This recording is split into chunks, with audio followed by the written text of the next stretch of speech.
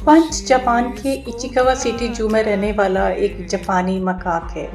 अपनी दिल को छू लेने वाली कहानी के लिए दुनिया भर में मशहूर हो गया।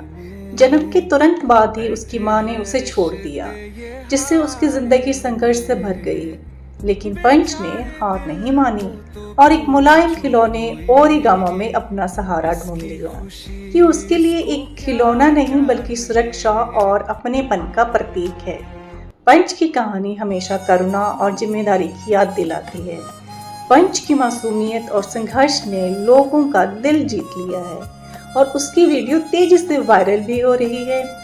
धीरे धीरे पंच अब अपने समूह के सदस्यों के साथ घुल मिल रहा है और उसका समूह ने भी उसको एक्सेप्ट करना शुरू कर दिया है। इस स्टोरी को देखकर लोग अलग अलग प्रतिक्रियाएं दे रहे हैं और इसकी तुलना इंसानी जज्बातों से कर रहे हैं। हाँ, ऐसा होना वाकई दुख है। इंसान हो या जानवर, सबको अपनापन और सहारा चाहिए होता है।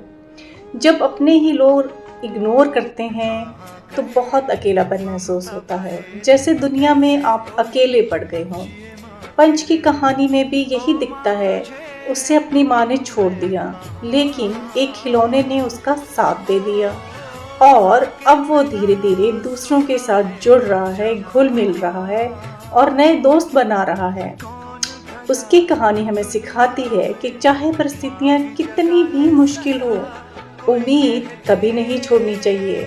मुझे लगता है कि जीवन में हम सभी भी कभी ना कभी ऐसी परिस्थितियों से होकर गुजरे हैं, जहां हमें लोगों ने ही हमें अकेला छोड़ दिया और हमें लगा कि हमें कोई समझता नहीं है। लेकिन पंच की तरह हम भी उन अनुभवों से निकलकर मजबूत बने हैं। वो जो भी हो, एक बात है ना, रात चाहे कितनी भी लंबी हो, अंधेरी हो, सुबह तो आनी ही है।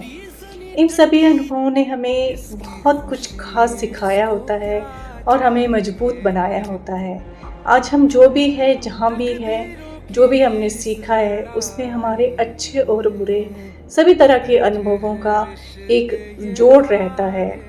आपने जो सीखा है वो आपके लिए एक ताकत है और आगे भी जब भी मुश्किलें आए तो याद रखिएगा कि हम जो है इन मुसीबतों से निकल सकते हैं और हम इन मुसीबतों से निकल जाएंगे।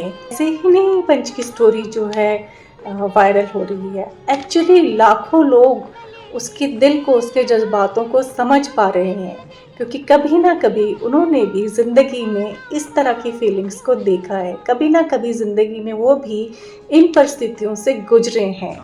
इसीलिए तो लाखों लोग जो है पंच के दीवाने हो गए हैं और मैं आशा करती हूँ कि पंच को कभी ये पता चले कि कितने लोग उससे मोहब्बत करते हैं, कितने लोग उससे प्यार करते हैं, उसको चाहते हैं। खैर, ये होना तो नामुमकिन है, लेकिन फ़िलहाल पंच को वापस आते हुए, अपने समूह के साथ घुलते मिलते हुए और ज़िंदगी में आगे बढ़ते हुए देखकर बहुत अच्छा लग रहा है।